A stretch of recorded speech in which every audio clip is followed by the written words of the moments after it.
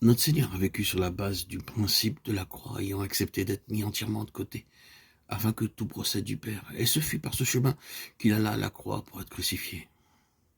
Ainsi, la faiblesse de notre Seigneur se définit par sa soumission, son obéissance, sa dépendance absolue à la volonté du Père. Il ne disposa jamais de lui-même, ne se tourna jamais vers son âme pour décider et agir, étant sous l'onction. Il ne pouvait faire un seul pas, à moins de savoir dans son esprit si la pensée était bien celle du Père, et qu'elle était bien sa volonté. Ce fut donc en demeurant sur la base de ce principe qu'il vécut à partir du Jourdain, cette faiblesse qui était dans sa soumission absolue s'exprimait dans ses déclarations. Jean 5, 19, 5, 30, 12, 49, 50, 14, 10, desquelles ressortait la négation à toute indépendance. C'est ainsi que la puissance de Dieu se manifestait en réponse à la parfaite soumission de son âme, et que toute gloire revenait au Père. Je ne cherche pas ma gloire, c'est lui qui fait les œuvres. Jean 8, 50, Jean 14, 10.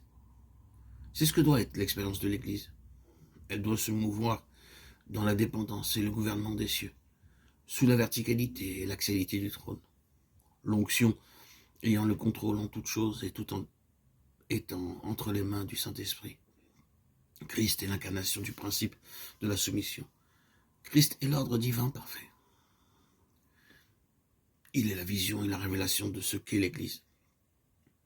L'homme corporatif en raison de sa position en lui. Nous sommes appelés par notre vocation à collaborer dans une dépendance croissante, étant gouvernée essentiellement par cette vision de Christ à laquelle doit être conformée l'Église, son corps. Ainsi, l'Église doit être caractérisée par cette faiblesse, le produit de l'œuvre de la croix, qui détermine la mesure de dépendance à Christ, sa tête, afin que sa puissance se manifeste à travers elle. Quand je suis faible, c'est alors que je suis fort, car ma puissance s'accomplit dans la faiblesse. 2 Corinthiens 12, 10, 12, 9. Pour que je ne sois pas enflé d'orgueil à cause de l'excellence de ces révélations, Dieu seul sait les profondeurs de la chute et le danger qui guette même les vases de choix comme Paul. Ne fut-il pas dans l'étonnement lorsque le Seigneur lui révéla cette dangereuse possibilité et que la continuation de ce ministère impliquait le maintien de cette écharde? C'est pourquoi la croix doit maintenir l'homme naturel constamment de côté afin que nous nous effacions jusqu'à disparaître. La mesure de notre faiblesse est celle de notre dépendance à l'égard du Seigneur et de la perte croissante de toute confiance en nous-mêmes.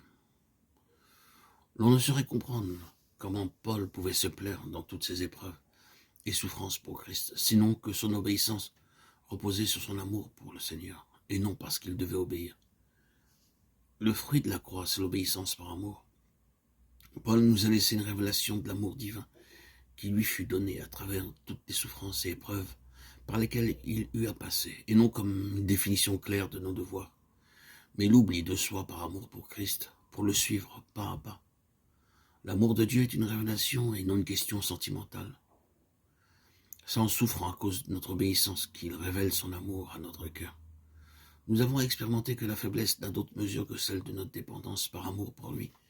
Quelle est l'œuvre de la croix par laquelle nous sommes amenés à voir que Christ seul doit vivre en nous et être Christ, notre vie.